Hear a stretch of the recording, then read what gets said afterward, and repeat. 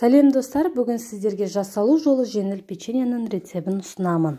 Арнама тіркеліп, лайк басып, пікір қалдыруды ұмытпаңыз. Барлық керек заттарымыз описание бөлімінде жазылған. 2 жұмыртқа, 100 грамм қант,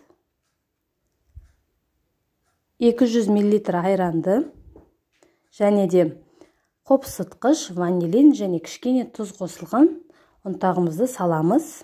Артынан сұйық май құйып, жақсылап араластырамыз. Миксерді қажет етпейді. Осылай араластырып, біртіндеп отырып, ұнымызды саламыз. Шамамен 500 грамм ұн кетеді. Барлығын жақсылап араластырып, жақсы жұмсақ қамыр илейміз. Мінекей қамырымыз жұп-жұмсақ, қолға жабыспайтын болып шықты. Ендігі астына ұн сеуіп, оқтаумен жаямыз.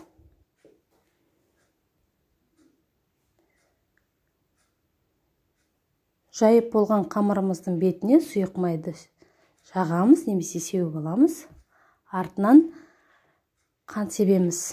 Қантымызды сепкеннен кейін оқтаумен 1-2 қайтара жүргіземіз. Өзіңізге ыңғайлы бөліктерге бөліп аламыз. Печеньеміздің размері 4-бұрышты немесе домалақ етіп бөлуге болады.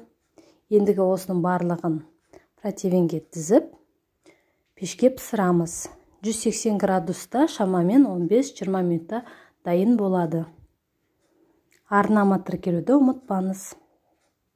Сіздермен болған Айман, келесі кездескенше.